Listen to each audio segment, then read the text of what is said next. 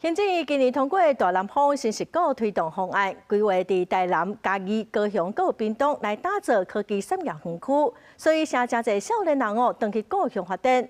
人力银行的调查嘛显示讲，南部毋但工课课增加袂少，幸福感的指数嘛比北部更较悬。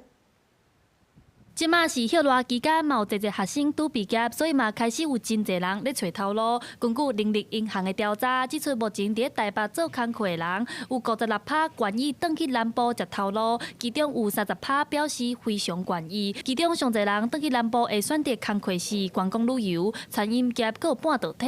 原因是因为南部的物价较俗，厝价也较省。我们都会很直觉认为说，不管学校。 资源还有我们的工作机会都是北部比较多。其实，如果真正来审视一下，你看我们南部的大学，他们去发展各种他们的特色，而且我们的产业也不比北部少。人力银行指出，就行政院伫咧今年初推动大南方新十股的方案，南部加做台湾半导体、光电、日能的重要基地，工课增加嘛进一步刺激少年人愿意转去南部发展。人力银行表示，南部地区目前拢总开出来30万的工作机会，年成长12%。南部呢，除了就是会。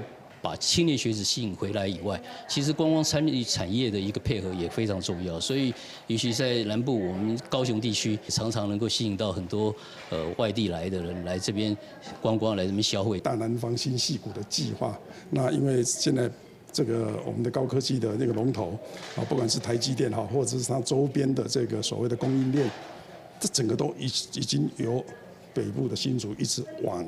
南部来哈，特别是在高雄。另外，这份调查也显示，在南部做工课幸福指数达到61分，比北部的54分更较悬。人力银行和学者嘛建议，政府会当设愈侪产学合作训练平台，培育在地人才。记者陈阿选、谢桂玲台北报道。